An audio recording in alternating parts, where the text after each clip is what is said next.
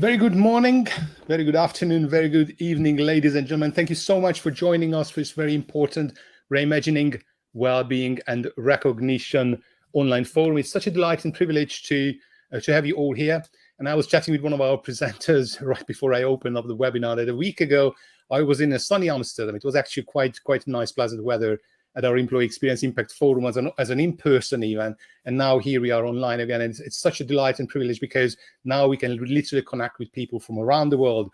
We have quite a large audience, literally from all parts of the world joining in for this important topic. Thank you so much for joining. My name is Mihai Nagy. I'm the partner head of content here at the HR Congress. Why is it such an important topic? First of all, before we start, I'd like to acknowledge our partner Workhuman, who made this forum possible. Without Workhuman, we wouldn't have been able to organize this critical topic. And it's a very timely topic because month of May is a mental health awareness month in the United States. And last week was the Mental Health Awareness Week in the UK. Of course, the topic itself is growing interest, is growing attention from organizations around the world, especially in the past 3 years has been, probably we all agree, somewhat hectic. 2 years in lockdown, then the aggression on Ukraine, the war is still ongoing, unfortunately, certainly rising inflation, rising energy prices, and of course, more uncertainty around us. It does have its toll on mental health around the world. So it is a critical and it's a very timely topic to talk about. And certainly well-being. Oops. I just turned, David, your camera off and mic because I'm still doing my intro, but you will be here with us in the panel discussion. So amplifying well-being at work and beyond, as a recent research by Gallup and Workhuman, I do urge you to go to the website and download because it is such an important topic. And the research confirms that with the right recognition, it propels employees to thrive. The right recognition lifts the spirits, it shields employees from burnout, and it certainly magnifies social well-being, which is, of course, is the most important, is a talking point of the next 90 minutes. And the research confirms, and you can download the report from the link below, that employees strongly agree that recognition is an important part of culture. They are 91% more likely to be thriving. And if they get the recognition which is right for them, which is tailored for them, then they are 84% more likely to be thriving. So it is absolutely critical to make sure that employee performance is recognized and is recognized in a genuine, meaningful way that it makes absolutely sense to them. So in the next 90 minutes, we try to sort of unpack this important topic and unfold some of the, find the answers to some of these important questions, how to drive retention, well-being, and return on investment through a highly engaging and measurable recognition strategy. We will look at what does it take to deliver well-being excellence in the workplace and some of the key lessons HR executives learned about well-being in the past 3 years of unprecedented disruptions. I'm very grateful for our speaking faculty. In the next 90 minutes, I shall be having a fireside chat conversation in a few minutes with Lynette Silva-Heelan, EMEA Consulting Practice Lead at Workhuman. We shall be talking about the driving retention, well-being, and return on investment through engaging, measurable recognition strategy. Then we shall dive into a case study. We shall be listening to Pooja Mohan, Global HR Director at Eurotem, formerly Eurotem by Wetlow, formerly Schneider Electric, understanding winning well-being excellence at the workplace. And Eurotem by Wetlow actually won well-being excellence awards. So we shall be listening to Pooja's case study on this important topic. And last but not least, we shall be diving into the three gentlemen into a panel discussion, reducing employee turnover through ensuring that people feel truly connected to the organization culture. And we are fortunate to have Jeremy Hill, the head of wellbeing at Standard Chartered Bank globally, Paul James, head of training, research, and wellbeing academy at Gestamp, and David Burke, senior director of global talent acquisition at Workhuman. So we shall be chatting 20 minutes about this important topic. And I do encourage you throughout the day, throughout the next 90 minutes. If you have any questions, as you are, thank you so much for jumping on the chat box already. So please put the questions in either in the chat box or in a Q&A box. And time permitting, I shall bring some of those questions on the stage and ask. I will be your loudspeaker, basically asking the speaker and trying to find the answers to your most pressing challenges. We shall be certainly participating in poll. We'd like to make sure that you are actively engaged throughout the sessions. So there will be polls and Q&A sessions. And there are some virtual digital goodies awaiting for you at the handout section. So please go there and try to download some of the materials. There's certainly some really good, solid research-based content by our friends at Workhuman. So let's start practicing the poll, and I will start launching the first poll. Does your company have a recognition program in place? So the poll is open. Please do make your vote. When you have a little pop-up screen, will be jumping on. Please make your selection whether your company has a recognition program in place. And of course, when you talk about recognition, it's also important to think about how individualize this recognition. How much do we consider individual needs, and of course the changing needs? This is some of the questions we shall be discussing very soon in the fireside chat. So waiting for the responses. Does your company have recognition program in place? And numbers and the votes are coming in. So as we are standing right now, about 62% of you actually have, and it's growing. It's 58% have recognition program in place, while 42% of the respondents says no, there's no dedicated recognition program yet. So I'm closing the poll. And now, without further ado, it is my absolute pleasure to invite on our virtual stage Lynette Silva-Heelan, EMEA Consulting Practice Lead at Workhuman. Lynette, it's a delight having you here. The video feed is coming soon, and while it arrives, and it's here, perfect. Just a few words about Lynette. 15 years of experience building cultures of gratitude, recognition, empowering employees globally, and currently is an EMEA Consulting Practice Lead at Workhuman. Lynette, it's such a delight and privilege having you here with me for this fireside chat, driving retention, well-being, and ROI through highly engaging, measurable recognition strategy. Hi, and apologies for the backgrounds here. I'm trying to clear it, and it won't allow me to clear it from my system. So this is what we have. I'm pleased to be with you as well from a hotel room in Warwick. So looking forward to the discussions today. Terrific. Before so, let's start with a sort of a kickoff question in your consulting practice. Obviously, you're leading it within Workhuman in the EMEA region. How do you see the evolution of well-being tied to employee recognition in today's hybrid, flexible world of work? It's been a tough challenge. I think when we were all forced to go home, for those of us whose jobs did not need to be done on site, that was an easy decision to make. We didn't have a choice. Now we're trying to figure out what is the best method to support employees. And when we think about the impact of those decisions on employee well-being, it becomes particularly complicated. As you and I chatted, flexible working and hybrid working get conflated, but they're two different things. Indeed. Flexible is the employee's choice in defining what that looks like. Hybrid is the organization's choice in defining what that looks like. And when it comes to employee well-being in either model, there's definitely a big difference. Some of our research shows 22% of people would take a pay cut to be able to have the flexible working model they want. And that goes up for people who are LGBTQ plus or caretakers. And it's even higher for people of color, especially Black people, who prefer to work remotely often to avoid the microaggressions they experience in the workplace. So the intersectionality of this discussion on employee well-being in the workplace and what that looks like when we talk about return to office and all that's in it is difficult. So then how do we overcome it? Giving employees choice and flexibility where we can is the obvious answer.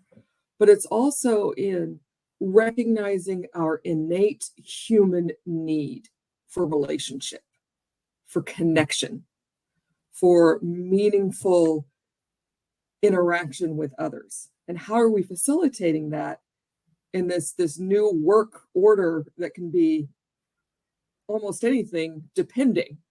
And one of the best ways to accomplish that is by facilitating a method for meaningful, specific, authentic moments of recognition and appreciation and validation between employees.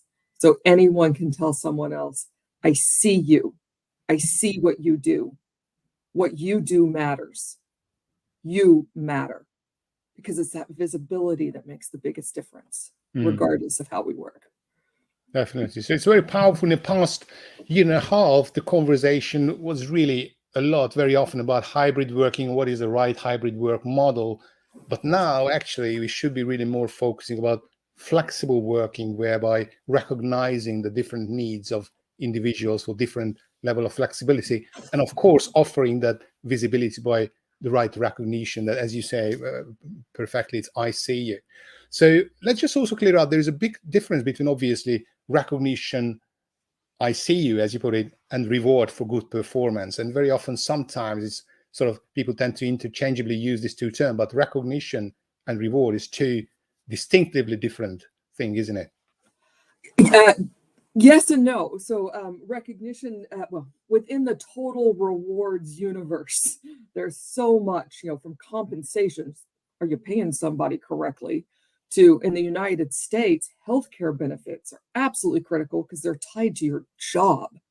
Less so in other parts of the world, all the way to recognition and that ability to be recognized for good work by anyone. So when it comes to pure recognition and expressions of gratitude, yes, that is completely separated from reward. There can be a reward element to recognition, and that's what some of our research that we've conducted over the last few years with Gallup globally has shown us, that when people agree the recognition they receive at work is aligned, important word, aligned to their level of effort, contribution, outcome, etc., they are far more likely to report that they are thriving and are less burned out. So I want to define a couple of terms. First, that thriving one, because you shared those incredibly powerful stats during your introduction. When people say they are thriving, they're not in the research that is drawn from. They're not saying they're thriving at work only. They are saying they are thriving in their lives overall, which is tremendous, especially after the last 4 years of we've been through together. And then when I say aligned recognition, that is that element of potential monetary reward associated with the recognition. You help me out 5 minutes before the start of a meeting, I say thank you to you. That's very appropriate. I come in nights and weekends for months to bring in a project on time, under budget, delight and thrill the customer. That deserves a bit more than a thank you. Otherwise, it isn't aligned and it feels inauthentic. So that's where that reward element can come into play with recognition. Very interesting. Let me just pause for a moment and pull another audience polling question just to make sure that we engage the audience as we move along. And the next polling question is supporting employee well-being a priority for your organization? I hope it's a trivial question, but I'm very curious to see the audience response, whether it's supporting employee well-being a priority, whether it's a top priority, moderate priority, not a priority. And if you do have a comment on this poll, what does it mean to you? Please put it in a chat box, so we'll try to bring it up on our stage. While we're waiting for the polls up, let's move on to the importance of recognition. Of course, the role of the leaders in recognition, because recognition, in order to be effective, it has to be credible, it has to be genuine, and of course, it requires a special bond between the leaders and the people they lead, which is trust. And trust is such a critical subject, obviously, especially coming out from the pandemic. It's been more and more of a talking point in terms of how trust contributes to building a psychologically safe environment, how it contributes to create psychological safety in the workplace. But it's not an easy goal to achieve, isn't it? So how could you advise leaders in terms of using trust to create credible recognition so that they create a psychologically safe environment? Oh, they're so intertwined, and it's critical to well-being work to feel safe there in all aspects of what that means. And trust is, as you said, the underlying element for psychological safety. But I can't trust who I don't know. So how are we creating opportunities for people to get to know each other, to build those connections and relationships? One of our research studies, which is linked under the handouts, shows that weekly check-ins, people have weekly check-ins with their managers, are 3 times more likely to say they trust their manager. This isn't surprising to me. If you're meeting with me weekly, I get to know you. I also begin to believe that you care about me and what I'm doing. A tip on those weekly check-ins: yes, they need to be about the work and the projects, but make it about the person. Make it about the human.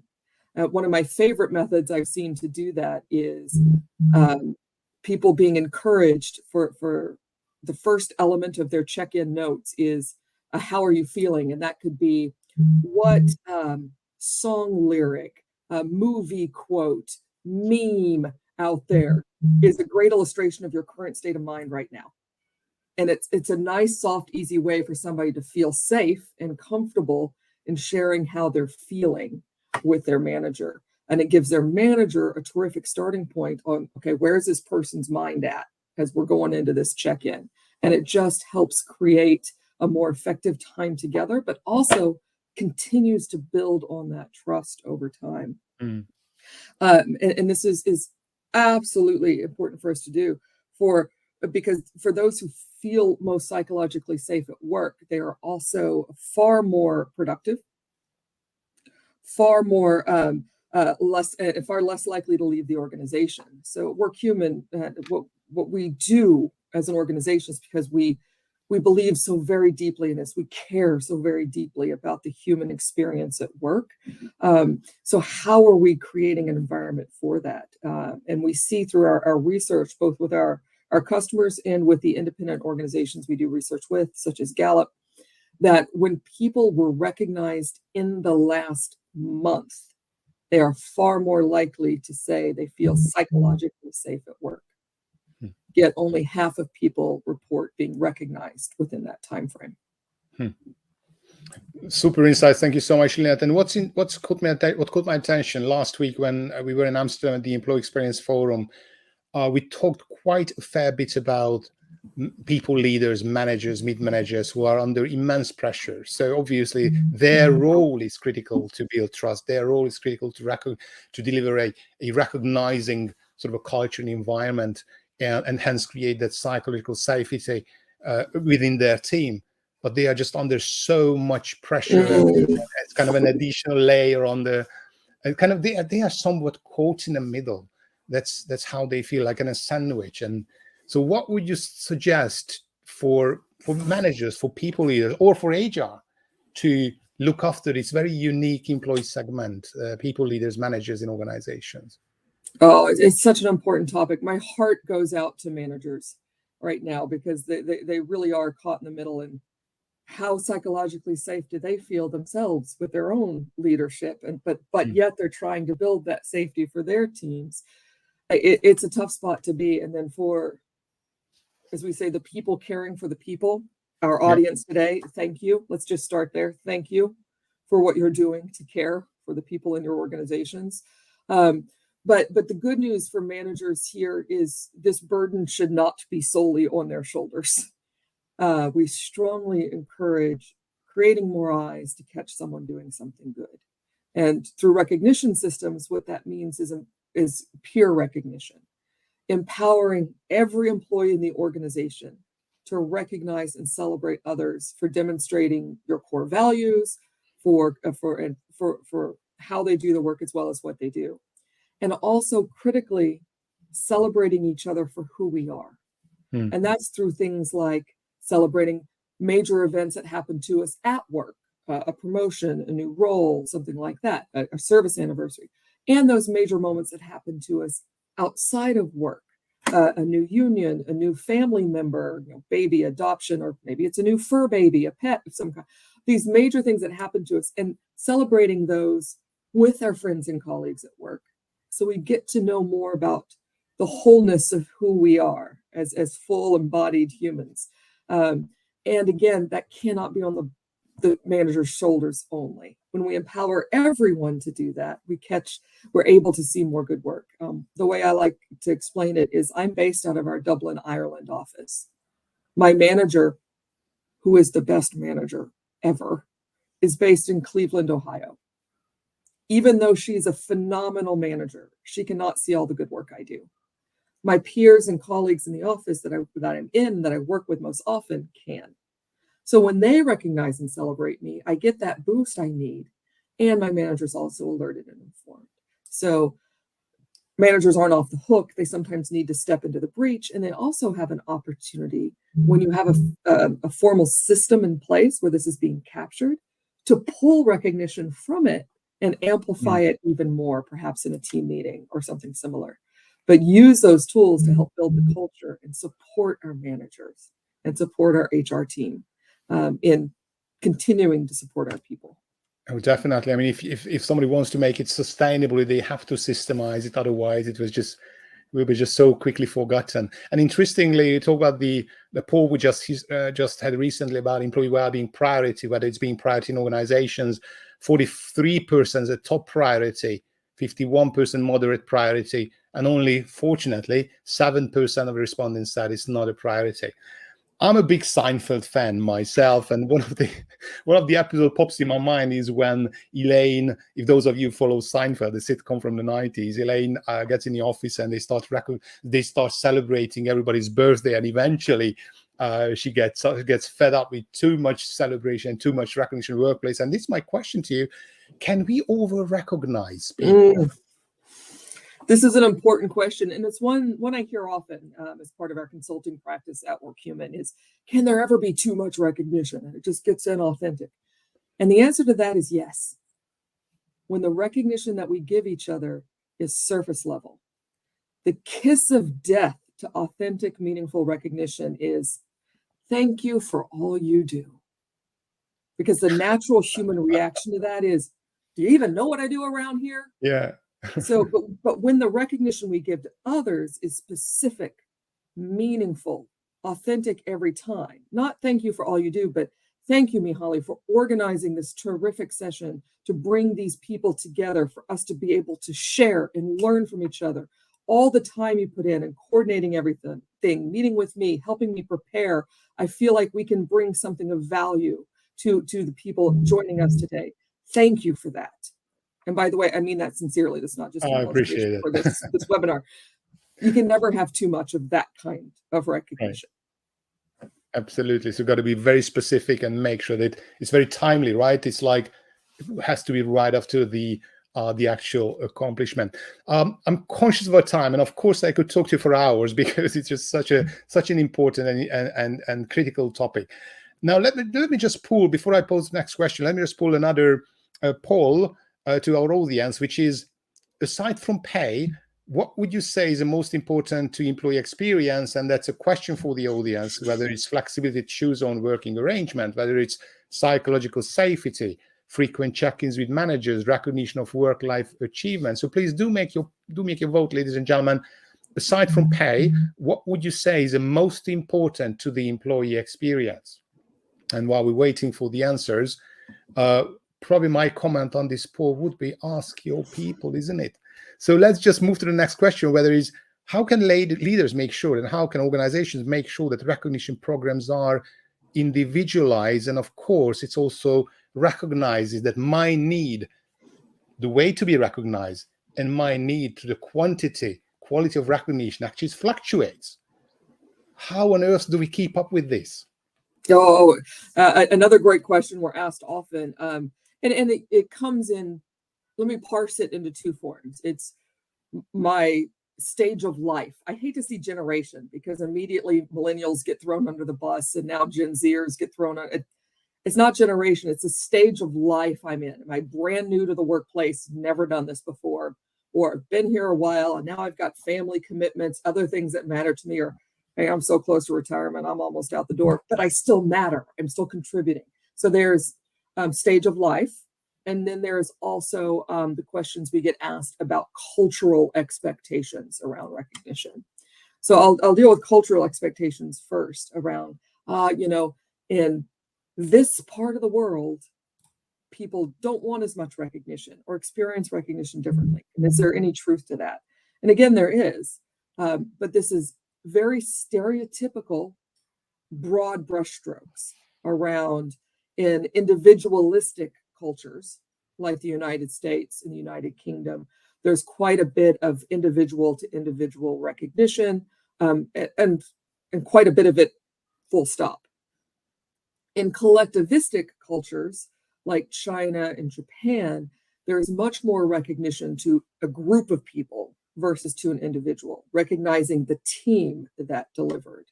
And there's nothing wrong with either of those approaches. It's just allowing the flexibility within those, that we're not saying, well, this is how China recognizes, or this is how the United States recognizes, and imposing that on those regions. It's allowing the flexibility through highly flexible systems for people to use them as they wish.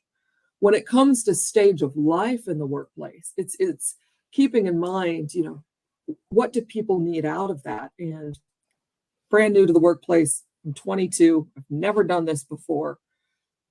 I may need a bit more recognition. I'm not looking for gold stars. I'm looking for validation. This thing I've never done before, is this what I'm supposed to be doing? Is this how I'm supposed to be doing it? Tell me something. So that's what people need. In mid-career, do people still need as much recognition? Yeah, I got it. I know what I'm doing.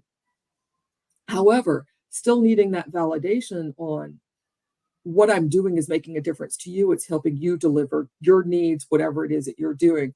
And again, even at end of career stages, it's like, I'm not dead yet. I'm still here. I'm contributing. I'm helping. Let me know that. One of our executives used to say, what is that need for recognition? How do we understand what that need is? It's like, is the person breathing? Recognition, appreciation, validation is a basic human need.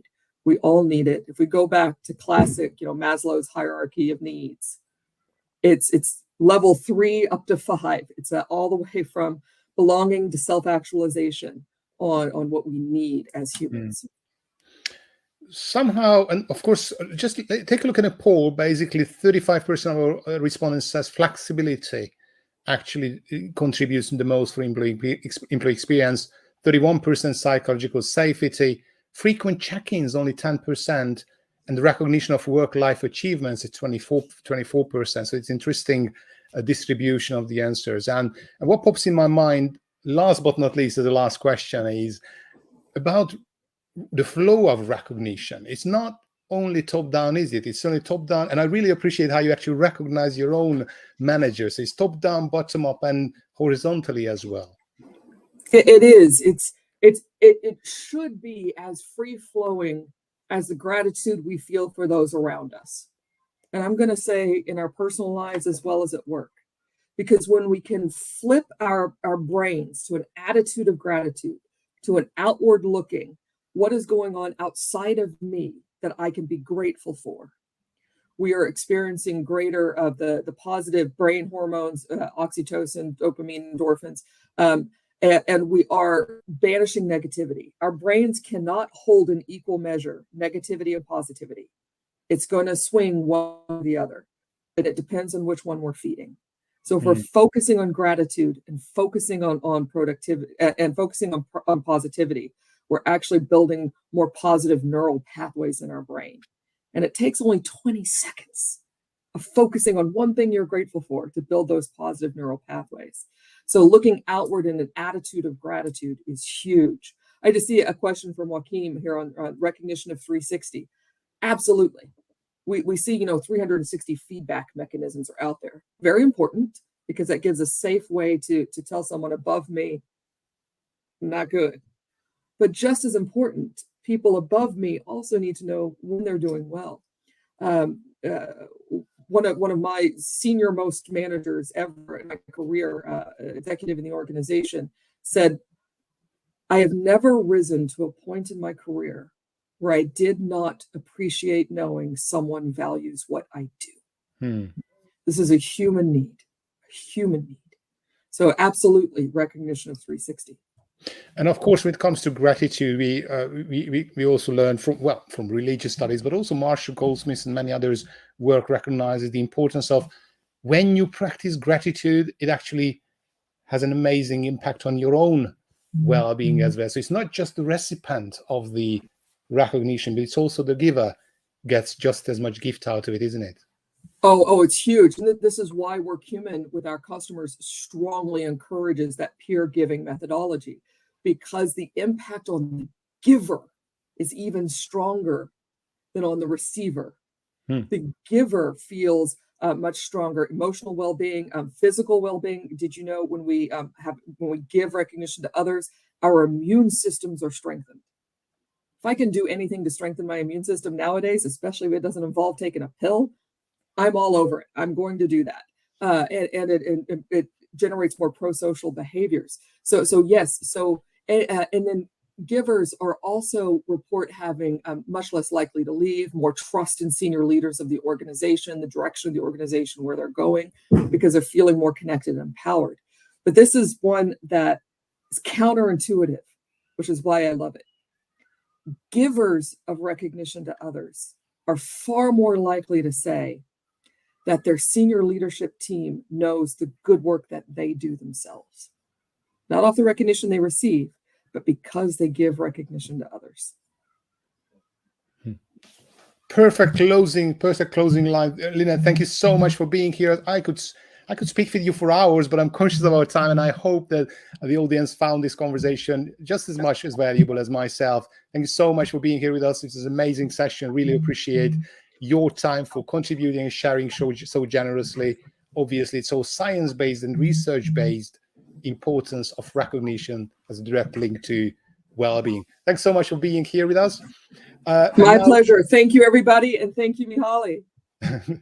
And now I'd like to invite to a virtual stage Pooja Mohan. Pooja is the Global HR Director at Eurotherm by Waterloo, formerly as a Schneider Electric, who's leading HR function, process automation, employee well-being, with extensive experience in HR, strategy, governance, risk management, successfully implemented performance-driven culture, growth initiatives. And the case study here is about understanding winning well-being excellence in the workplace. So Pooja, thank you so much being here with us. Now the virtual stage is yours, and let me just pull your slide deck. Sure. Thank you for the introduction. While you do that, this is Pooja Mohan, as Mihaly introduced me. So I was part of Schneider Electric as a global HR director, heading one of the businesses. And apparently when I was heading the businesses, one of the businesses was Eurotherm. And this recently got divested from Schneider Electric. And they have requested me to work as part of the acquisition. And I have recently moved to support Eurotherm and Waterloo integration. So that's why you would see there are multiple company names coming in and kicking in. And Workhuman, thank you for setting up this, is not new to me, because as part of Schneider, we've been working with Workhuman as a recognition platform. So very comfortable in knowing Workhuman for that matter. So I'm located in London, UK. But I've been working in different countries for most of the Fortune 50, Fortune 100 companies. So it's going to be a pleasure for the next few minutes to showcase one of the case studies as part of the Wellbeing leader that I had to manage, which had about close to 40,000 employees as part of Schneider Electric. And I was made as a Wellbeing leader during the tough time, which was 2021. Which was immediately after the COVID, or rather the COVID year, right? So it was very challenging, but I wanted to show the case study is basically how we won. This is a case study which we won as part of the SHRM award in 2022 for the work done in 2021. And this is a very prestigious global award for Schneider Electric, which we pulled almost after 6-7 years. And hence this was a very important sort of an award. So what I'm going to do in the next few minutes is take you through, what were some of the things that I presented to the jury, so that it could be a learning experience. With the first slide, I'm going to do the check-in, which our previous presenter was talking about. So will you move the slides? You may actually move the slides if you hover over the. Okay, Yeah, you great. can. There's a right left button. Sure. So just let me know if the slides are moving. Yes, all good. Okay, great. So we heard on the check-in. So I thought I'll just do the first check-in because I cannot move without doing a check-in. So would you like to put it on the chat box there on your right-hand side to let me know what sort of audience that I'm targeting today? How do you feel today? You can pick up the expression from the emojis there. Do you feel happy, silly, hopeful, excited, grateful? We heard about grateful.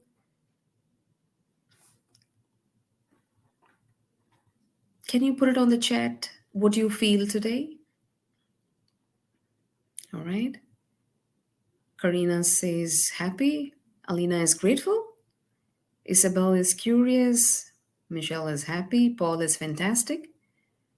Awesome. Super. So get that going. Thank you very much. So I see a lot of happy and hopeful and grateful people that I'm going to address today. Amazing. So, with that, what you see, I just want to start with the objective. As part of Schneider Electric, well-being was not something which was started now, but it was something which was established in 2012. So it's been as an objective as part of the HR strategy for many, many years. And we continue to focus on the four pillars that you see. And one of the things which we have recently included is a bit on the financial aspect, but the four continues to be core as part of the well-being strategy that we have year on year. And what you see on the left hand side as a donut is what the HR strategy is, because all our strategy aligns to high performing culture, well being, leadership, D&I, learning, and talent, which means well being plays a very critical part of the HR strategy. And what you see as four quadrant is, while I will not talk and get into the details, but just wanted to bring in, showcase some of the initiatives that we drive. Some could be local and some could be more global as well. So these are four quadrants and some of the initiatives that we run. So just to give you an idea, what was the 2021 strategy? Because it was a COVID year, as I said, and we were one of those organizations who pulled the strings really, really quick. And when I say that, we decided to go as a permanent hybrid organization. This is a communication that we did in 2021 Q1, and we were very clear as a global organization. While we have a manufacturing, which is a GSC, and that we had to deal with it very separately. So what we said to empower people, it's very important that the strategy for 2021 is going to be mental health. We did a lot of work on mindfulness, and very importantly on the behavior, because it's going to be new ways of working. So how do you really enable and prepare our leaders and the people right to the bottom of the organization to be really ready with the new ways of working, right? So that was a lot of focus that we pulled in 2021.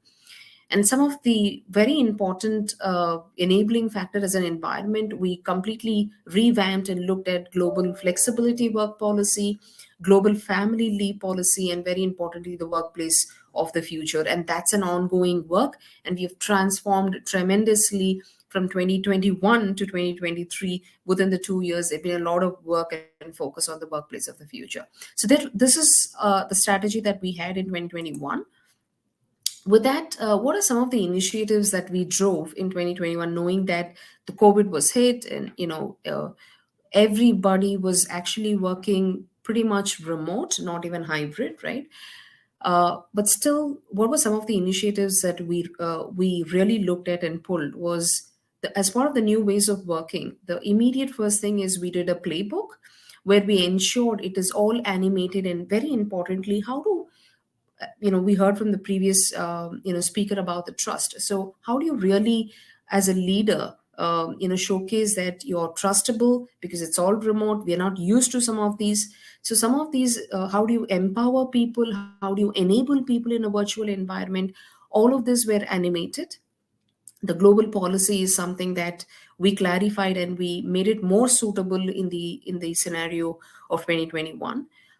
We ensured globally, we had about 625 people managers who were the mental well-being aiders, and we always keep the people managers as the front end, and we enabled them to really identify, when you're actually working in a virtual setup, when you're actually talking to them over a phone, how do you really, you know uh, enable the people managers to be prepared and identify some of those signals, right? The power of check-ins, we heard it, and I truly believe in it as well. So what you saw today is one way of power check-in, but there are different ways that we use form polls, form score polls, and multiple ways of doing check-ins, and so on. So I'll not go one by one because we've got very important slides to cover. And very importantly, we had well-being labs. This was very, very popular, which means this is more a community, and where we brought in the like-minded people coming together, which means they had things to do which are more meaningful, and they had a purpose. For an example, mindful practices was not done by somebody external. This was done by employees, where 30 minutes weekly people participate, and this was ongoing, not just from 2021. This was happening even 3 years before, because I told you that the as a well-being, we established a lot of things from 2012. So it was actually very easy for us to pull up and get it more from a mindset and a maturity standpoint. It was very easy for us to cope up during the COVID time. So we had some of the community work, which had some very meaningful work during the time. And we also showcased to the jury about a little bit on what we did during the crisis management as part of the COVID. So I'm sure a lot of companies did pretty much similar, but just to call out, there was a lot of solidarity. And the best thing that I would say is, I cannot remember Schneider reduced any manpower even during the COVID time, because we took a lot of initiatives as a part of solidarity. And we, in fact, even the contractors, we went and supported contractors as part of well-being and things like that, and we ensured nobody's actually losing their job. And what you see here is the EVP of Schneider, which is meaningful, empowered, and inclusive. And everything that we do as part of our strategy is all tied up to the EVP that we work on. So what you see even as part of well-being is, what are some of the things that we did more meaningful? For example, medical claims, how it got reduced as part of some of our initiatives. How did the awareness got increased? It actually increased by 3x, and we have a separate metrics function within the well-being, who go through some of these data, crunches the data, and gives us these metrics so that it becomes very meaningful for us, and we're not doing initiatives just as a checkbox exercise. So that's just to call out some of it. Our medical incident rates, which got reduced from 0.33 to 0.7. We saw 81% of the people felt in our survey that it's an organization with a lot of flexibility, people are empowered, and we had 96% of the women employees returning post the maternity. And in fact, recently, if I'm not wrong, this has increased to 97. So these are some of the specific call outs in terms of the measures that we did as part of the EVP. Sorry, I think very importantly that I want to call out on inclusivity is, we did not just look at our employees, but we also went to an extent where we want to support our channel partners there, and then our employees, family members, the channel partners, family members, and then we went to our community where Schneider was actually located in, and we went and supported and treated during COVID in our communities where the offices were. So this was so that's how we truly believed it is more inclusive in the way we approached, and it was not just focusing on our employees. For an example, I'm not sure if anybody in the call is from India, because they will be able to resonate this a lot more during the COVID time, where people did not have beds to go get themselves admitted. Even if they want to get vaccinated, the hospitals did not have vaccinations. So as an organization, we have to be more responsible to see how do we not only help the employees, but also go beyond and look at our community channel partners, their families, and all of this was definitely a mammoth task.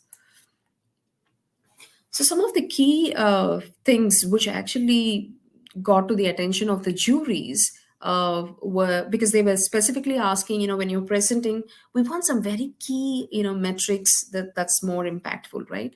So what we saw, what is that we actually saw and truly believed and showcased to the jury, which happened significantly, is the employee engagement index from 2019 and end of 2021. It got increased by 7%. And very importantly, especially in the manufacturing, where we have a huge presence across globally, right? Not just in specific countries, but globally, we have a huge presence on the manufacturing. One of the key metrics were the waste recovery ratio, which means any non-hazardous waste, we ensure that how much goes to the land. And what we came out is, and this is a measure which goes as part of the EHS, which is the environmental health and safety, and we improved from 98 to 99% specifically during the COVID year, because of the additional measures that we had to take of the virus getting spread across. Mental health, because we did a lot of awareness specifically, surprisingly, the EAP report that we got was significantly higher, which clearly indicated 100%. And very importantly, how is it all translating to business, right? And we saw record performance in revenue, which was plus 24% organization wide. And very importantly, the organization health, the risk, which is something that we assess, and the health risk score got low from in the scale of 1 to 10 at 1.8, and which is a very critical score for us. And this is probably the last slide that I have, because as an organization, it's truly important for us to see whatever that we do, how do we make it more sustainable? And Schneider as an organization has actually won, which is one of the world most sustainable company and top 100 companies in the world. So knowing that everything that we do has to be sustainable, and that goes with well-being as well. So these are some of the things which we thought could be more sustainable and more from a scalability standpoint. So for an example, I, along with some of my champions, we represent in the World Economic Forum as a cross-industry leadership. What you see on the right-hand side corner is, in fact, we built, while you see a digital watch and all of that stuff, it's nothing to do just with the fitness, but it's a very robust well-being platform where we have partnered with a couple of vendors, and we had some APIs, and that's very robust and sort of enjoyed by the employees. And what you see on the bottommost left is, as part of the mandatory trainings, we've also included mental health, which was to be included in 2022. Now it's already been included, and it's a mandatory training. And we took almost, if I'm not wrong, close to 8 to 10 months to develop, because some of this could be very different from country to country, and the sentiment and the way you approach could be different. So we had to really put our acts together to see how do we make this as a global, because it has to be global. And this was well thought through, and we made this as a mandatory learning session right now as part of our essentials. And very importantly, from a sustainable standpoint, we have a well-being boot camp. This is specifically for the people manager, and this is very comprehensive and well designed, sort of a well designed tool. And we don't believe in just having sessions just for 1 or 2 hours, call them, do a session, and then you finish it off. No, we always believe more ongoing sort of learning. And this is, in that sort of a thought process, this is well thought through, and we have a boot camp which happens year on year, and that's throughout the year, where we touch the employees, specifically the people managers, to go through from a well-being standpoint. So that's more from a sustainability standpoint, some of the initiatives that we covered. And this is 2021, which was presented in end of 2021 and awarded in 2022. But obviously, there are various changes that, or not changes, we have enhanced and made it a lot more sharper in some of our deliverables. Yeah, with that, back to Mehli. With the time constraint, I thought I will try, and I'm not sure if I'm on time, and you have plenty of time, so we certainly have time for questions and answers. So, ladies, absolutely. thank you so much, Pooja. That was a really fascinating story and very interesting journey. It's certainly not about what happened in the pandemic, but you way earlier. You recognize since 2012, as you said, it's been consciously developed. And while we're waiting for some questions to come in, while as a story it sounds very compelling, but it certainly was not a walk in a park. So what were some of the challenges along the way that you encountered? Yeah. So when you do want to bring some of these, Schneider as an organization, it's a very complex in its own setup, right? So it cannot be just done because you think it is right. So there's a lot of alignment, buy-in that you need to get within your leadership. So that was a bit of challenge because leaders was not able to think ahead on some of the points that we have to bring in. While they were kept on saying there were a lot of challenges, but it was not very easy. I mean, very easy to bring some of these in a true sense, or to make it in reality. So, and especially for an example, if you're sitting in India and you wanted to make these changes in the UK, there were again changes. Was, for an example, there were a lot of going in India, but some of these alignment has to happen with a legal person who's sitting in France, right? Because if I have to do the vaccination, and that's not acceptable by Schneider, because Schneider said no, we would not do any vaccination. But I will have to make a point to the guy who's sitting in France as part of the legal team, who's making the decision, who reports to the CEO of the company, and say, no, look, I understand globally we have made that stance, but the situation in India is very different, and I have to make a case, build a case. And yes, then they truly understood, okay, this is very different and unique, and we cannot apply the same rule for all the organizations. So that made an open not only for India, and after that, even for few other countries, they made an exception, and they brought it. So always there are certain challenges, but it's very important that you fight for the right thing and you build a business case. And very importantly, leaders are open. It's not that they come with a rigid thought process. They're absolutely open, and because we're working on a crisis sometimes, right? We don't have a playbook already to say, okay, these are the things, and we make a decision. So, and that was a really quick turnover. I think within few days we made that decision, and then they said, okay, let's go ahead and do this from a vaccination standpoint. So yeah, so how do you maneuver and go through some of these with your leadership will always be a challenge when you're wanting to do something beyond from a well-being standpoint. And that satisfaction is just a tremendous satisfaction. Just imagine when we touched so many lives as part of vaccination. People are, there is a lot of connect that people are able to think today. And that's a great, we did not do that for a retention. We did purely from a humanitarian standpoint, a true citizen that we need to step up and help our employees and, the other stakeholders. And today people, look back and say, it was so amazing how Schneider as an organization stood for us during the tough time. It is. That's really critical, to make sure that your values are compromised when things get tough, going gets tough. Certainly some of the questions coming in, and it certainly resonates very well to the previous conversation I had with Lynette about the role of managers, and both Suzanne and Severin asking about Could you expand a little bit on a bootcamp for people managers toolkit? Could you share some standard content, agenda for wellbeing bootcamps and managers for managers? So some of the concrete ideas about the bootcamp for people managers is certainly an important question for the audience.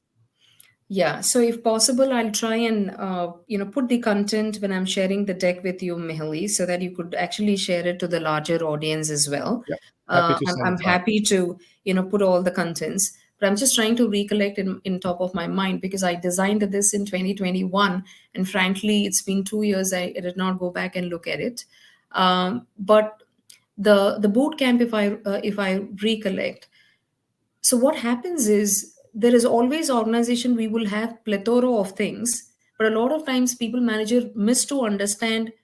They would come up and ask, oh, is there such a facility in the organization? Oh, I never knew about it.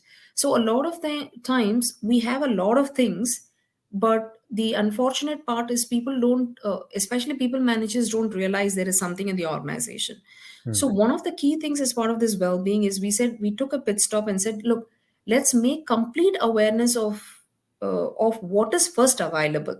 So we did the basket, we cataloged what is there in house, and we made complete awareness of people. For an example, it was such a shame that we had EAP as a services for many years in the organization, and people managers will ask stupid questions sometimes. So even for this, can I reach to EAP? So they weren't aware that there is nothing stopping you. So for an example, they did not know that they were, the husband and wife had an issue, and then there was some complications, and the employee had to go through some mental trauma. So the employee did not feel it is right to go and talk to an employee, to the EAP provider. So we have to say, look, EAP is for everything. Mm. So the point that I'm trying to make is the boot camp. I'll try and put as part of my deck what are some of the contents that we covered, but the fundamental idea behind the bootcamp is how do we make the people managers completely aware what's there in the organization for the people first. So we went area by area. Like for an example, the EAP was one of the top area that we wanted to educate. For an example, the first aid aiders, right? They were mental aiders within the organizations. So what do these mental aiders do? Because a lot of times people think, oh, if I have to go and talk to the mental aider within the organization, what happens if he or she has to go and talk to the within the hierarchy, right? So they did not know how it was all dealt in confidence. So a lot of things which were available was made clear to the people manager, and that is something we said we will not do it. We will not have all the people managers in one call for 4 hours and said and we will say, okay, we are good with a boot camp. No, we will not do that. We said, how is that we will architect the design of this program where we can touch throughout the year, so that we're talking about the well-being of the people with the people managers throughout the year. So that's another part of the design which kicked in as part of the boot camp. Thank you, Pooja. A very important question comes from Sylvia. Obviously, budget is always a constraint and a challenge. So how do you approach, I would say the business case, the return on investment? How do you sell to stakeholders and decision makers about, getting the right funding, the financial investment into well-being strategy? And how do you make sure that funds are available to support you on this important journey? Yeah. I wouldn't say that was a tough job for me. I think it is so fortunate, because when you're working in an organization which truly believes on employees' well-being, as I said, the objective is pretty much laid in 2012, and it's not all in papers, right? They truly wanted to translate and get to the bottom of the organization. So the way that I do is I make it very sure, okay, if you're giving me a well-being portfolio for the year, then the first thing that I do, it could be any portfolio, right? The first thing that I always ensure as an HR leader is, one of the things that I ensure is, do I have the budget? If yes, what is the budget that I could play around with, so that I could bring in some meaningful interventions, right? So that is one of the things that I always look at. If I see, no, this is not an acceptable budget, then I try and at least get a sense from my leadership, what is it? Are they flexible, not flexible? So that accordingly, I make my plan throughout the year.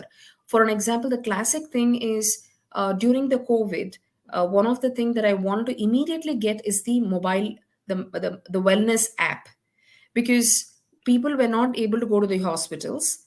So I want to ensure at least they have an app where they can actually reach out to the doctors, right? And this app was available in India for a very nominal cost, and this was not budgeted, right? So I have to make a business case and say, if we bring in the app to all employees, what is the cost, and what is that we are already doing which is not making any impact to the employees in the current scenario. So I have to make a business case and then had to get that budget approved. And, yeah, it was a tough call, but unless you don't show the value in what you want to bring in, especially as a well-being, then it will not sell well. But yes, well-being, anybody who's playing a well-being role in this call, I think the first thing that is very important for you to understand from your leadership is what is the appetite, to what extent is things are budgeted already, and to what extent they can stretch. That is a very important decision or a thought process that you have to know as a well-being leader. Terrific. And of course, when it comes to presenting the business case, let's not forget, always think about the other person, the receiver's point of view, what's value for them. But the value presentation is just so important. Let me just see if there's any more question. Lillian is asking, is it possible to share details what your employee assistant program entails? Sure. Yeah, so since we are a global organization as Schneider Electric, we have, I'm not sure if I can tell the name of the company. So we have LiveWorks as one of the provider. We used to have Optum as one of the providers. But what is very important is, as a EAP, there is a option called manager support as part of the EAP. So that is something that I always ensure that within the EAP, as a counseling services, the manager support is also completely there. And very importantly, that I enjoy as part of the EAP is the reports that comes out of the reports that come out of this EAP providers. So if you have your EAP provider and if they are able to give you the reports, I think that's been a fantastic tool for me to make some of the policy changes. For example, you saw global family leave, and that basically came in because of the reports that we saw for the last 2 years on how important it is to give the flexibility for people to spend their time with the family, right? And especially Schneider Electric as an organization, we truly believe on mobility. Like, for example, I'm from India, but I've been living in the US, Singapore, UK. So which means I'm also away from my family, right? I may have my immediate family, but my parents could be somewhere else. So how do the organization give me time where I could go and spend time with my family? So this came in as a policy based on my EAP report that we saw for the last 2 years. So if you're part of the well-being and I'm sure you must be having EAP as your provider, the report is so critical for you to do all your interventions, right? Anything that you do as well-being, please ensure that there is a need from the people and you're doing it. It should never be that you're designing as part of the well-being, but it's actually not enjoyed by the larger population. So I can talk more, Leanne. If you want more details, feel free to reach out to me. Happy to give you more details, and I'm available in LinkedIn. I'm reachable. I'm happy and easy to connect and network with people to, get deeper into some of these subjects. Thank you so much, Pooja. I'm sure you will receive countless of invitations. Your LinkedIn invitation box will be very full after this session. It's been very valuable. I really appreciate your time being here with us. We could listen to you for hours more, but unfortunately we need to move on to the last part of our online forum, which is a panel discussion. What key lessons HR leaders learned about employee well-being? So Pooja, Mohan, thank you so much for being here with us. And I'd like to invite to a virtual stage Paul James, Jeremy Hill, and David Burke. If you could kindly join me here by turning on your camera. And while we're waiting for the gentlemen to join, Jeremy, is the wellbeing of head of wellbeing at Standard Chartered Bank. Waiting for Jeremy to turn your camera on. Paul James, head of training training research and wellbeing facility at Gestam, and David Burke, senior director global talent acquisition at Workhuman. I know Jeremy is here because I see that you are here in the waiting room. So just let's see if you can turn the webcam and the microphone on. And while we wait, well, let's start. It's a Workhuman session, making work human. So we all talked about our professional background, but of course we are human beings. So is there maybe a fun fact, one or two fun facts you'd like to share with our audience about you, which is not work related? Let's start with you, Paul. Fun fact. I caught you off guard. I know we didn't talk about this. I'll maybe say that I sound a little bit hoarse today because I'm a lifelong Newcastle United supporter, and I was at St James's Park last night watching us get Champions League football. So I've managed to get that in on the conversation. So there's my fun fact. 42 years for Newcastle United. Brilliant. Congratulations, Paul. It's a big night. Thank you. Yeah. Thank you.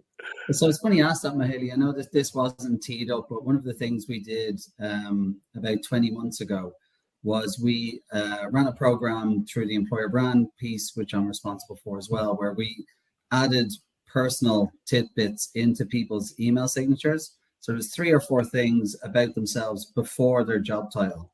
So that, with new ways of working and people, with different working arrangements, it allowed us to connect, with each other, in advance of meetings. And lots of our customers have interacted with that as well. So I'll give you 2 of my 4. I'm a history nerd.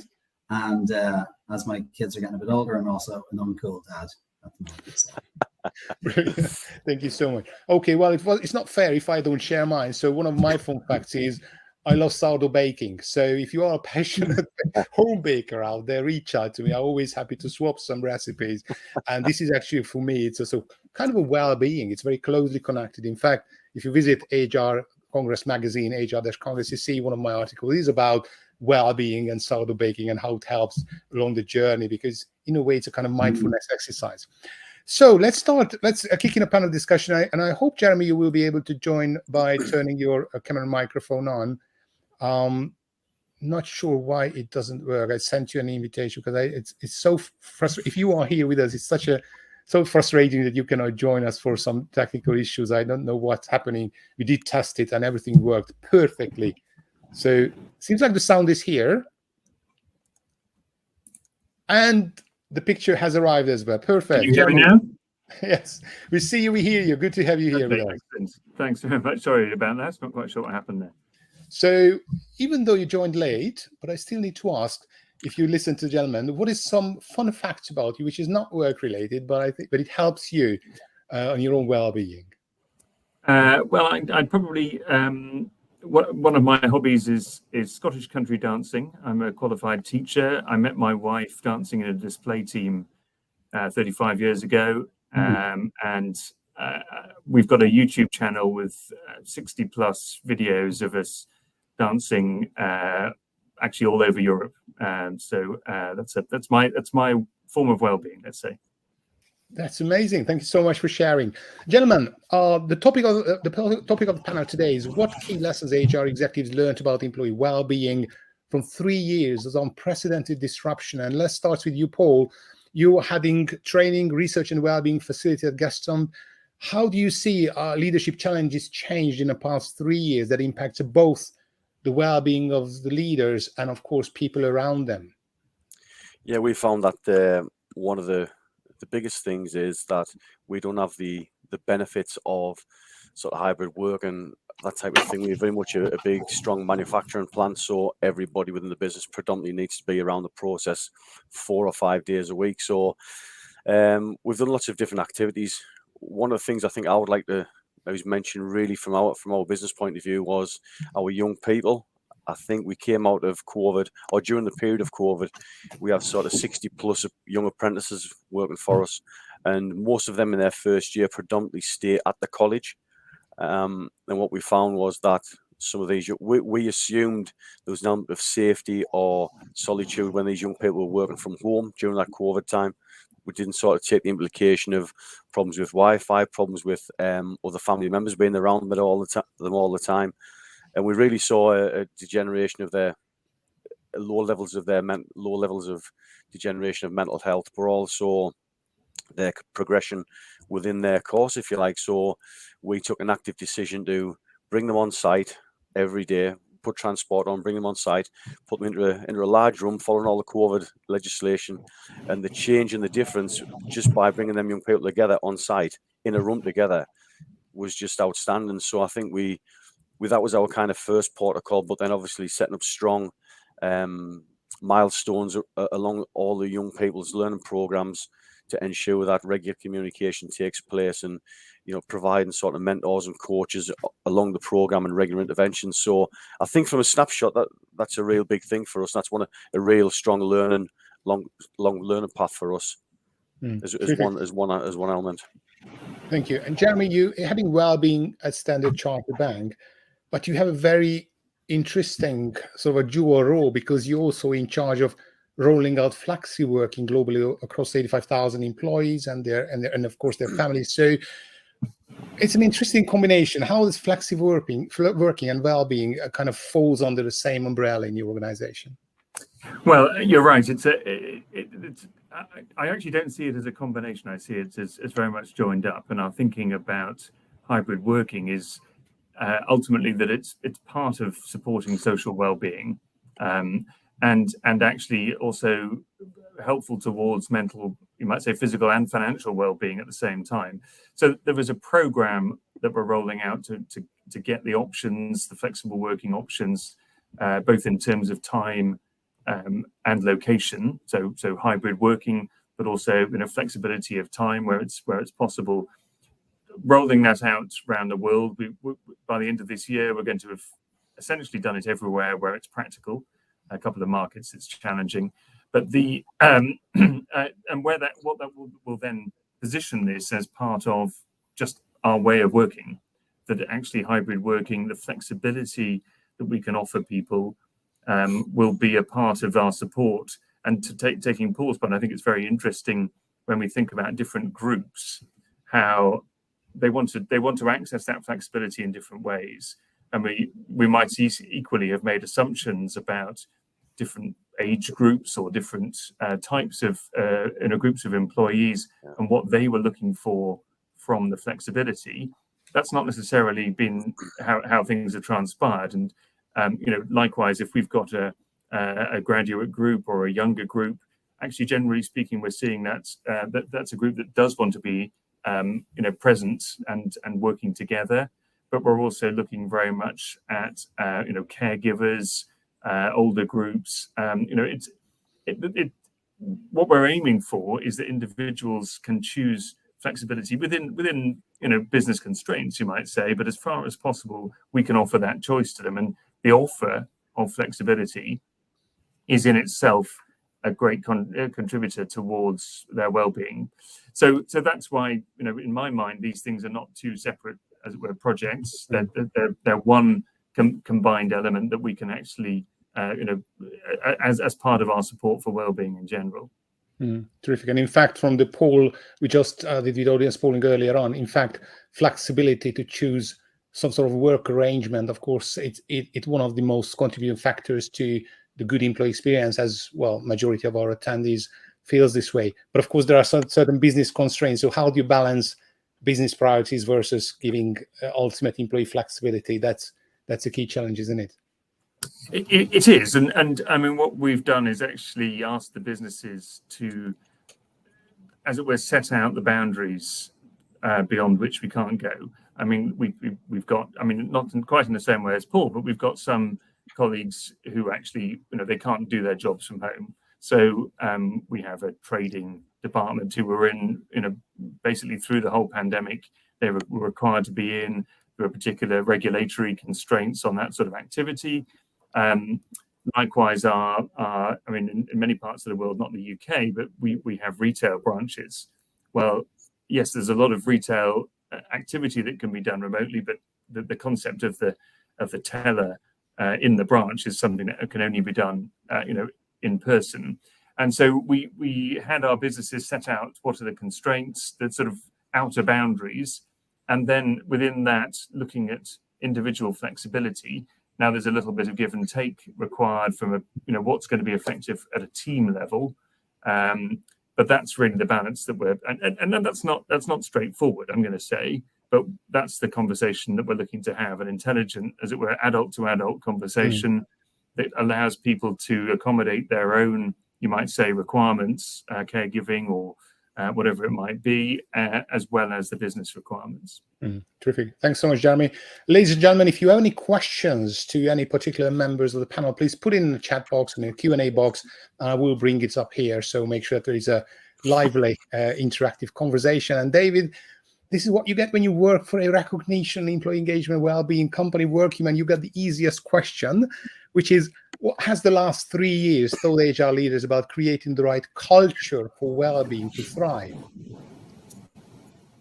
I think what we've seen over the last few years is a lot of the kind of foundational work around our policies, adjusting our policies, and whether that's addressing the challenges of remote or hybrid work, promoting work boundaries, all of that stuff. So we're well on the way to that work. But what we're seeing is that fundamental connection to each other. That feeling of belonging. And a recognition program is a good way to address that. I think it's important just to touch back on what the gentleman said. I think burnout is experienced differently for different workers. So when we're looking at the organizational questions, employees through the data that we run, and some stuff pinned in the handouts there. So like most employees are functioning on autopilot no matter where they work now. And hybrid workers have the most trouble staying focused. In our research, up nearly almost half, 48% have trouble staying focused. So you think, okay, get everyone back, on site as much as possible. But on-site workers have an easier time with focus, but actually lead the way in being mentally exhausted and drained. So nearly 3/4 of the research showed us that. So there's this kind of dichotomy, this weird problem to solve. So I think recognition is we feel is one of the most underutilized management and culture building tools to directly address those different challenges and those unique challenges that our employee base have.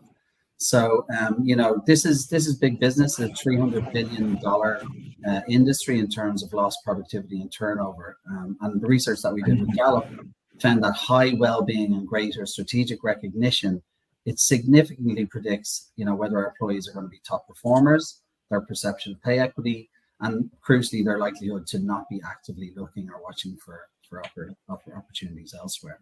So that, a great strategic recognition experience can definitely buffer the toll that low well-being takes on employees' performance. So, I guess having that as a linchpin of your well-being strategy is something that we see, will definitely impact people in a positive way. And that's, that is productivity, retention, but crucially, it's belonging and engagement, and having a peer-to-peer recognition function to a point that was mentioned earlier is just a really great way for people who are really connected in the work moment, in the work experience, to recognize each other. So it's not just that top-down appreciation, it's all of those, day-to-day interactions that can really be meaningful to an individual.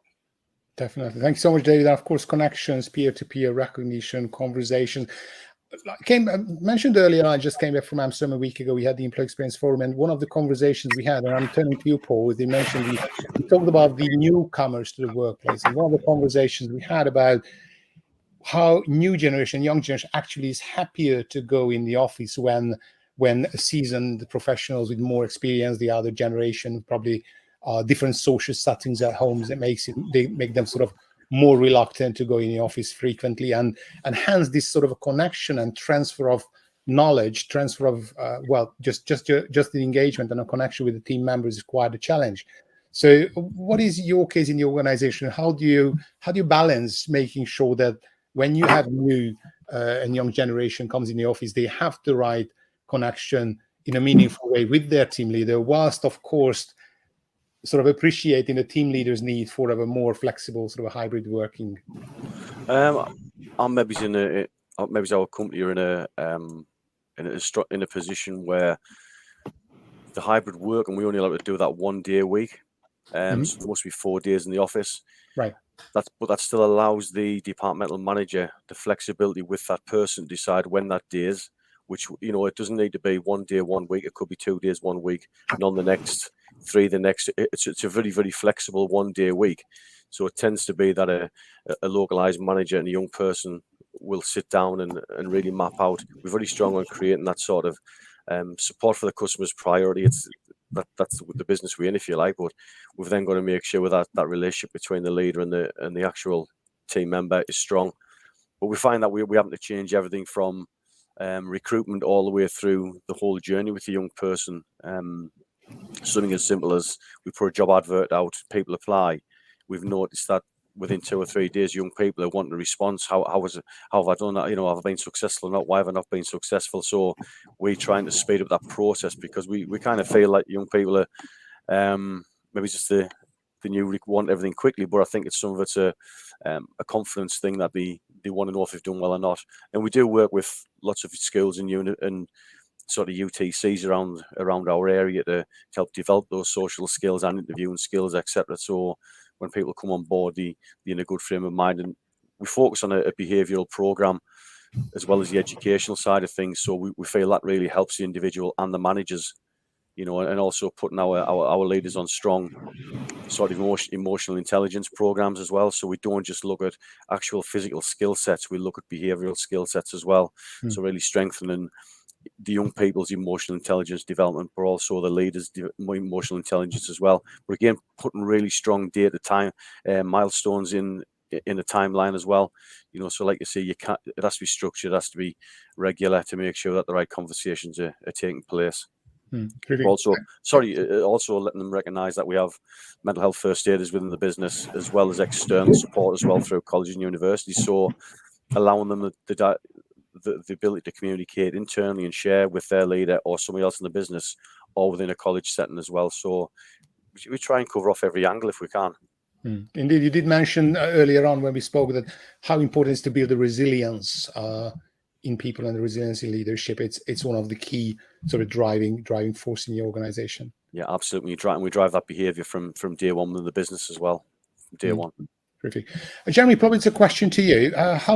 Trudy's asking, how did you overcome perceived imbalance, inequity of support felt by those who can't work from home compared to their colleagues? It's interesting. There's a sort of, you might say, an assumption perhaps in the question that those that can't work from home are actually worse off than those working from home. I think it's a balance, actually. So I'm not sure that there is an imbalance as such. It's clearly something slightly different. One of the things that we have been doing is looking at actually the value of the workplace. Now, I'm not a fan of perhaps a workplace where one is expected to spend one's whole life. But what we are looking at, we've actually got a property program, which is called Twice the Experience, Half the Space. So, you know, we are giving up space because we're finding that we don't need it quite so much, but we're looking really to identify the value of the workplace for people to come in, and looking at how we can foster those social connections, some of those practical sort of, you know, interactions, serendipitous interactions. I've heard the expression, which I quite like. The idea that actually you're going to bump into people, and actually, you know, you could have a quick conversation that you wouldn't naturally do if you're working from home. And so I think in terms of support, we've got the same support available to everybody. It's a different experience, and we're looking really to help people to recognise the value of the combination. You know, really dialing up the hybrid aspect. It's not all or nothing, and you know, in that sense, I think people are able to. We'd like to say get the best of both worlds.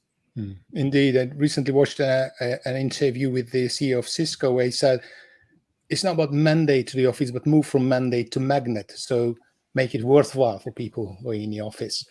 There's a question for you, David, about considering the diverse needs of employees. And Ahmed is asking this question: consider the diverse needs of employees. and a strategy or framework that HR can use to effectively classify and tailor recognition. How can HR effectively classify and tailor recognition efforts? By doing so, we can ensure that HR initiatives for employee recognition align with their unique perspectives and preferences, and ultimately fostering a positive and inclusive work environment. Yeah, I think this is probably one of the key kind of lessons learned over the last few years, right? Is that, that lack of inclusion, perhaps, we've made the mistake of not considering the needs of all the employees when we develop the wellbeing programs. So we put something together, everyone's really excited about it. It's just to, get it out to as many people as possible. But, have we really taken into account the unique challenges of all our employees? So not just from a hybrid remote perspective, but different diverse backgrounds, different abilities. So our implementation of these one-size-fits-all programs, while doing immense good for the majority of the workforce, do leave some people behind, perhaps. So a big part of that is inconsistent communications. So, is it a big bang announcement? Are we consistently and continuously communicating the importance of well-being to our employees? And just to pick up on one thing Paul said, because it's definitely something that, triggers me slightly, like the resilience and the conversation about resilience. That's a we problem, not a me problem. So, I think what we've seen is stress levels are high, burnout levels are high. Let's just give everyone some resilience training and okay, off you go. You're resilient now, go and figure it out. And not including people in open dialogue, soliciting feedback and help understanding what are the problems, what are the root causes? And for sure, we will equip you with tools to better handle those situations. But also as an organization, we need to look at the stress factors and what's, organizationally, what's causing the need for more resilience. So I do, see a huge, increase in resilience training on offer. But that's only part of the solution. Maybe I can just jump in there. I guess a related point. I mean, one of the things that we did during the pandemic was to try to dial up not just our reactive support, our employee assistance program, our mental health first aiders, our medical plans, and so on, but also the proactive side. So looking at, we work with Unmind as a sort of mental health education tools and sort of workspace support for people, just to help people with their own ability to manage stresses and their own well-being. And our next step, I suppose, is to look, as David, you were saying, about trying to get at the root causes. Because there's almost no point in, you don't want to put a sticking plaster on a broken bone, as it were. What we're trying to get at is, can we identify where are the sort of root causes of potential poor well-being, and are there things that we can do there? So it's more about, having done reactive, we've done proactive to some extent, and we're now looking at, if I might call it reductive, what are the things that we could do actually to reduce stress within the workplace? And identify what are the causes of that we can address from a behavioural and an organisational perspective. And do you mind me asking, Jeremy, how are you gathering that information? Is that bottom up comms as well? Are you out in the employee base, asking people directly? Yes, I mean that's the so we're just at the stage of looking at running quite sort of targeted surveys. So, I mean, our employee listening survey, like everybody else, we run an annual survey, but it's fairly thin in terms of what we learn about well-being. We get a sense of people's stress levels, but we don't get at the underlying causes in any sort of really useful way. And so we're looking at some research to try to drill down. We'll probably work on some pilot markets where perhaps there's been a greater incidence of stress or what we sort of perceive to be burnout, and then try to get at, well, what is really causing that? Is it something that we can tackle from a workplace perspective? Terrific. Dave, just on the no problem. Just on the resilience side of things, I think we take quite a pragmatic view on resilience. We put a title of resilience, like you say, David, and I think from our side of it, we're an automotive company that focuses on the continuous improvement type thing. So we really focus on, if there's a problem, how do you break the problem down? How do you resolve it and find a solution to that? So some very pragmatic tools and getting young people involved with continuous improvement activities and workshops and that type of thing. But then, so they understand the problem, how to break it down, how to manage it effectively. These are young people and our leaders, but on the back of that, the softer side of things of understanding the feelings that are involved with a problem, if you like. So it's like you say, you put a title on it, but in reality, it's how what the problem is. You're going to expect these problems coming up potentially, being in the environment we're in, how to deal with them, how to resolve them. But then on the softer side of things, what do you expect from a personal feeling point of view, and how to deal with them, and how to maybe express and discuss and try and resolve them as well. So I think quite a pragmatic view. There are tools for young people to use as well as our leaders as well. If that makes sense. Terrific. So I'm cautious of your time. We literally have 1 minute left. So if you were to give just one advice, just one sentence as a kind of a parting comments for our audience of HR leaders and business leaders being on this webinar, what would you suggest to them when they go back to the office or being in the office right after the session? Where should be the focus? David, let's start with you. Well, I would definitely advise some sort of recognition program, clearly. But that, if you don't have one, start small, get a sample group, unlock the benefits of that. But the big thing for me is measurement. So whatever your program is, whether it's conceptual, measure your benchmark starting point. If it's iterative, what have you learned? What measurable benefits can you take back to your leadership to show that this is working and it's not, just something. A box to tick. So, good data collection and measurement against demonstrable ROI would be the big thing for me. For me, it would be regular, transparent communication in all forms of communication, whether that's through team leaders with teams, whether that's through, we have televisions around the site, we have email communication, we have texts, information goes out with salaries on a monthly basis. So I would just say regular, positive, strong communication for me. And I guess for me, I could steal what I think David said earlier. It's absolutely not one size fits all. You've got to reflect the huge diversity of needs that people have, and offer as much flexibility as you can in terms of means of access, actually even means of communication. People consume information in such different forms. Don't assume that everyone wants to watch a video or listen to a podcast or read a document. All of those have got to be used. And indeed, the solutions, the support has got to be varied as well. Wonderful insights, gentlemen. Thank you so much for your time. I think the audience took lots of value out of it. Certainly, there are more questions are coming in, but I do encourage everybody to reach out to Jeremy, Paul, and David on LinkedIn. You guys are there available. And with this, we are concluding the Reimagining Wellbeing and Recognition online forum. This 90 minutes just flew by so quickly. It's been a fantastic session. Thank you so much for your valuable contribution. Thank you, everybody, for joining the session. And certainly thanks for Workhuman for supporting this amazing initiative. Thanks so much. See you next time. Thank you. Bye. Bye. Bye-bye.